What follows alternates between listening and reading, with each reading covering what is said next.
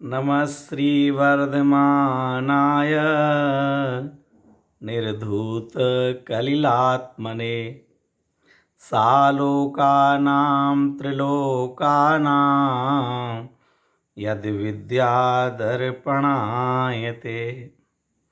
चरणान योग का महान शास्त्र, समाज में जिसका बहुत अधिक आदर किया जाता है, स्वाध्याय किया जाता है, ऐसा श्री रत्नकरंड श्रावकाचार्य आचार्य समंत भद्रदेव, जो जैन न्याय के प्रतिष्ठापक आचार्य हैं, ऐसे समंत भद्र आचार्य, उनके द्वारा रचित ये चरणान योग का महान शास्त्र। इसकी कई विद्वानों ने टीकाएं लिखी हैं, लेकिन जिनमें पंडित सदासुख दास जी द्वारा लिखित टीका बहुत प्रसिद्ध है।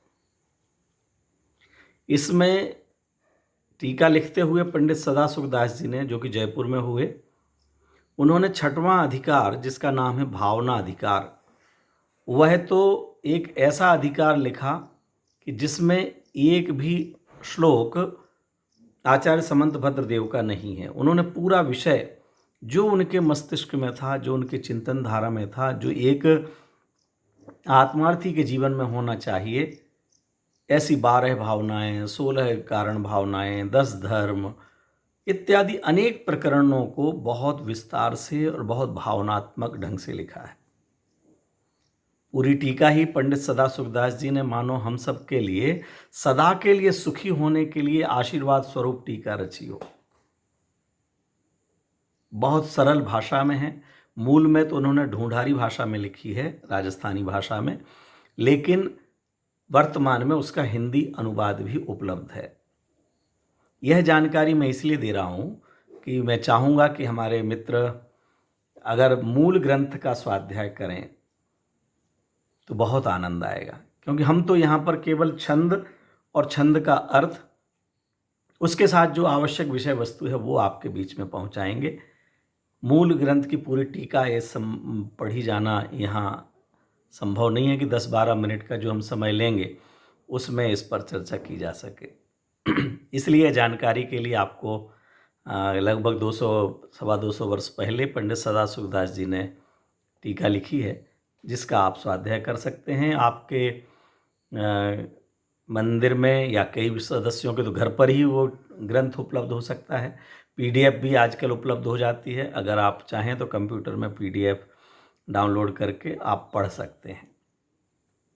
लगभग 1700 वर्ष पहले आचार्य समंत भद्रदेव हुए, जो न्याय के, न्याय समझे, जिस तरह से कोर्ट में भी न्याय होता है ना, दूध का दूध, पानी का पानी, ऐसे सत्य क्या है, सच्चा देव कैसा होता है, सत्य वस्तु स्वरूप क्या है, प्रत्येक वस्तु कैसे नित्य अनित्य, एक अनेक, भेद अभेद स्वरूप है, भाव अभाव स्वरूप है, किस तरह से यह अनेकांतात्मक वस्तु को सिद्ध किया जा सके, इस संबंध में आचार्य समंत भद्रदेव ने भगवान की स्तुति लिखते हुए इन विषयों का प्रतिपादन किया है। आप आश्चर्य करेंगे। अनेकांतात्मक वस्तु स्वरूप का प्रतिपादन करने वाले 24 तीर्थंकरों का स्तवन इस प्रकार से किया है। उसकी भाषा, जैसे वकीलों की भाषा थोड़ी हर व्यक्ति के समझ में नहीं आ सके, इसी तरह से ये जो न्याय की भाषा है वो थोड़ी सी कठिन लगती है, इसलिए सामान्यतया समाज में उसका प्रचलन नहीं है, लेकिन फिर भी बहुत अद्भुत रचनाएं हैं। उनमें से ये अत्यंत सरल, सुगम, सुबोध रत्नकरंड श्रावकाचार्य। रत्न सम्यक दर्शन ज्ञान चारित्र, करंड पिटारा, जिसमें वह रखे जाते हैं। किसमें रखे जाते हैं? कि जिनका प्रारंभ श्रावक के आचरण से होता है। श्रावक का आचार वो श्रावकाचार। श्रावक क्या है? जो लोक में आपने सुना होगा, हम भी वीडियो में पहले कह चुके हैं, लेकिन प्रसंग है तो फिर से याद दिलाना चाहेंगे। श्र माने श्रद्धावान, व माने विवेकवान, क क्रियावान। जो श्रद्धावान, विवेकवान और क्रियावान हो वह श्रावक कहलाता है। हर गृहस्थ को, घर में रहने वाले को श्रावक नहीं कह सकते हैं। गृहस्थ शब्द का अर्थ अलग है और श्रावक का शब्द का अलग अर्थ है। गृहस्थ तो जो भी घर में स्थित हैं वो सभी लोग गृहस्थ कहलाते हैं, चाहे वो धर्म मार्ग में लगे हैं या धर्म मार्ग में नहीं लगे हैं, दूर हैं, कहीं पर भी हैं, लेकिन व्यापार धंधा करते हैं, परिवार के साथ रहते हैं, वो गृहस्थ हैं, लेकिन श्रावक नहीं है। लेकिन गृहस्थों में से ही जो श्रद्धावान हो, विवेकवान हो, क्रियावान हो, वह श्रावक है। मित्रों, हम सब श्रावक हैं, गृहस्थ हैं। आप में से बहुत से श्रावक भी होंगे, और जो नहीं हैं उनको यह रत्नकंड श्रावकाचार्य जी पढ़ करके श्रावक बनना चाहिए। हमारी श्रद्धा निर्मल होना चाहिए, हमारा आचरण विशुद्ध होना चाहिए, हमारी क्रियाएं अहिंसक होनी चाहिए। कैसी होना चाहिए उन सब का विस्तार से वर्णन आएगा, तब अपन आगे चर्चा करेंगे। अब इस श्रावक शब्द में व विवेक, ये विवेक शब्द इतना महत्वपूर्ण है जो इस श्रावक के 3 सब अक्षरों में बीच में आता है, जिसका अभिप्राय हमें क्या लेना चाहिए कि इस विवेक शब्द को, इसको कहेंगे हम मध्य दीपक। मध्य दीपक माने बीच में स्थित है, लेकिन इसका प्रकाश दोनों तरफ जाएगा। विवेक पूर्वक श्रद्धा हो और विवेक पूर्वक क्रिया हो। बहुत से लोग इतने पक्के हैं, श्रद्धालु हैं, कट्टर हैं, कुछ भी हो जाए लेकिन जो माना हुआ है उसके विपरीत नहीं करेंगे, चाहे कितना ही नुकसान हो जाए, अपमान हो जाए, लेकिन जो श्रद्धा बना रखी है उस श्रद्धा से डिगते नहीं हैं। लेकिन जब देखते हैं तो मालूम चलता है विवेक रहित श्रद्धा है, किसी को भी देव मान लिया है, किसी को भी गुरु मान लिया है, किसी भी मंत्र तंत्र के भरोसे जिए जा रहे हैं, कुछ भी किए जा रहे हैं, बस बिना विवेक की। श्रद्धा है नहीं साहब, हमारा तो विश्वास है, हम तो ये मानते हैं कि इस मंदिर में जाने से ही मेरा भला होगा, मैं तो ये मानता हूँ कि मंत्र का पाठ करूँगा तो ही मेरा भला होगा, आज नहीं हुआ तो 25 साल बाद होगा भले, मेरी तो अटूट श्रद्धा है। यह श्रद्धा मिथ्यात्व है। अविवेक पूर्वक की गई श्रद्धा वह मिथ्यात्व की श्रेणी में चली जाती है। इसलिए हमारे लिए इस शब्द को ध्यान में देना है कि विवेक पूर्वक की गई श्रद्धा, विवेक होना चाहिए। हम किसको माने, क्यों माने, वो हमारे पूज्य होने के योग्य हैं तो किन कारणों से, उन कारणों को हमें आगम के आधार से खोजना चाहिए। अगर हमारी स्वयं की बुद्धि इतना काम नहीं करती है तो इतना आगम अगाध है, जिनवाणी है, उसके जिनवाणी का अध्ययन करके हम विचार करें कि किसकी श्रद्धा करना। इसी तरह से क्रियाएं करते हैं, बहुत से लोग अपनी मन मर्जी की क्रियाएं, मंदिर में भी जो पाप रूप क्रियाएं हैं उनकी चर्चा हम यहाँ भी नहीं कर रहे हैं, लेकिन धर्म के नाम पर करेंगे तो कुछ भी जो जिसके मन में आ जाएगा, हम तो इस तरह से पूजन करते हैं, हम तो इस तरह से धोती दुपट्टा पहनते हैं, हम तो इस दिशा में खड़े होकर के पूजन करते हैं, हम तो उस दिशा में खड़े होकर के करते हैं, हम इतने फल चढ़ाते हैं, हम तो इसका त्याग करते हैं। कुछ भी जो अभक्ष पदार्थ हैं उनका त्याग नहीं करेंगे, और जो भक्ष हैं लेकिन उनका भी किसी नियम से ले लिया, ठीक है, नियम लिया जा सकता है, बिल्कुल शुद्ध वस्तु के त्याग का भी नियम लिया जा सकता है, परंतु उसके पहले अशुद्ध वस्तुओं का, अभक्ष वस्तुओं का त्याग किया गया हो तो उन शुद्ध वस्तुओं में से भी त्याग किया जा सकता है। लेकिन अशुद्ध अभक्ष पदार्थ जिनमें हिंसा हो रही है, उन पदार्थों का सेवन कर रहे हैं, ऐसे व्यापार धंधे कर रहे हैं, गलत आचरण कर रहे हैं, और जो सेवन किए जा सकते हैं ऐसे पदार्थों का त्याग कर देते हैं। पूजन में, व्रत में, तप में, जब जैसी मर्जी हो अनुष्ठान आदि तप करेंगे। कैसे? 10 दिन के 10 उपवास कर लेंगे, पंचमेरु के 5 उपवास कर लेंगे, रत्नत्रय के 3 उपवास कर लेंगे, और उपवास करने के बाद कुछ दिन बाद ही देखो तो रात को खा रहे हैं, जमीगंध का सेवन कर रहे हैं।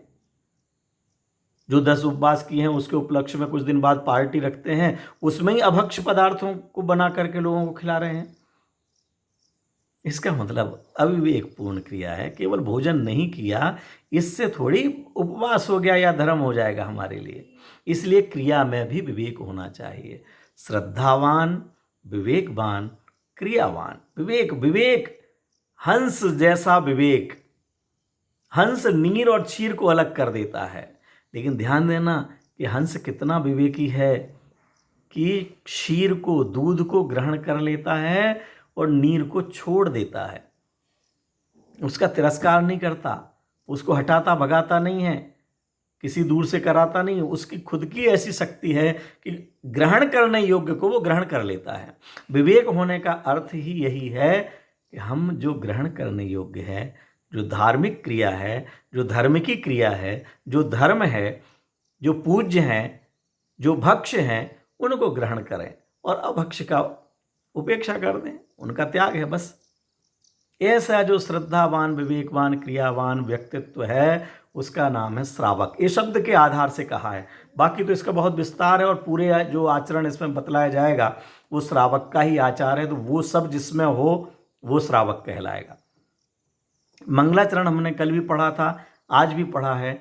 नमः श्री वर्धमानाय, नमः नमस्कार हो, नमस्कार हो किसके लिए? श्री वर्धमानाय, श्री वर्धमान स्वामी के लिए नमस्कार हो।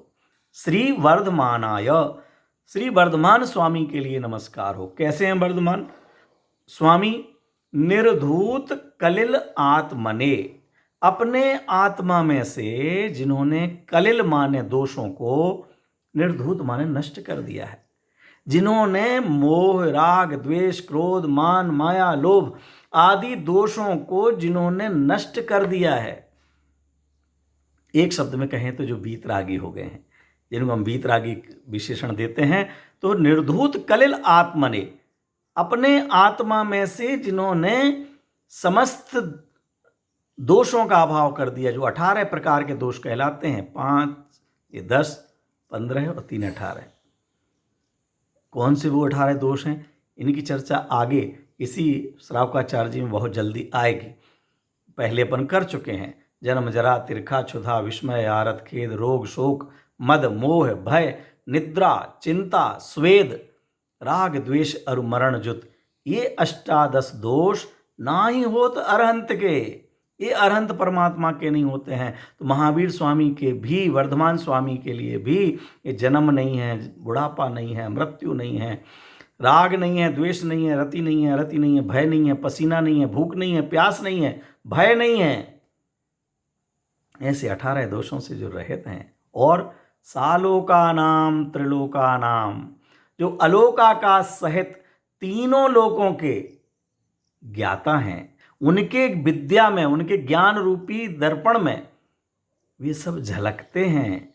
यद विद्या दर्पणायते, जिनकी विद्या रूपी दर्पण में, ज्ञान रूपी दर्पण में सारे पदार्थ झलकते हैं। कितने? सालोका नाम, स अलोका नाम, अलोकाकाश सहित। ये अलोकाकाश क्या होता है? जहां पर 6 द्रव्य रहते हैं, जीव, पुद्गल, धर्म, अधर्म, आकाश, काल, उसे लोक कहते हैं। और जो आकाश है वो बहुत अनंत है, असंख्यात प्रदेशों में ही 6 द्रव्य रहते हैं। उस एक लोक के ही 3 विभाग कर दिए, 3 मंजिल। जहां स्वर्ग आदि हैं वो ऊर्ध्वलोक कहलाता है, जहां जम्बू द्वीप आदि द्वीप और समुद्रों की रचना है वो मध्यलोक कहलाता है, जहां मनुष्य रहते हैं, मनुष्य तो बहुत छोटे से क्षेत्र में रहते हैं, उसे केवल 2.5 द्वीप ही कहते हैं मनुष्य क्षेत्र, बाकी तो असंख्यात द्वीप और समुद्र हैं। एक राजू का विस्तार है पूरा मध्यलोक का, और नीचे से 7 पृथ्वियां हैं जिनमें 84 लाख नरक हैं, वह अधोलोक कहलाता है। वैसे कहें तो पूरा एक ही लोक है। तो इस अलोका सहित सालोका नाम, त्रिलोका नाम, तीनों लोकों के, जो जिनके यद विद्या दर्पणायते, जिनके ज्ञान रूपी दर्पण में ये सब पदार्थ झलकते हैं, प्रतिबिंबित होते हैं, ऐसे वर्धमान स्वामी के लिए नमस्कार करते हुए, अंतिम शासन नायक हैं, उनका ही शासन चल रहा है। हमारा भाग्य है कि भगवान महावीर स्वामी के शासन में और उनकी परंपरा में जो आचार्य भगवंत हुए हैं, हो रहे हैं, भविष्य में होंगे, उन सब की शासन परंपरा में हम रह रहे हैं। हम भी उनके बताए मार्ग पर चल सकें, आगे बढ़ सकें। इसी के साथ विराम।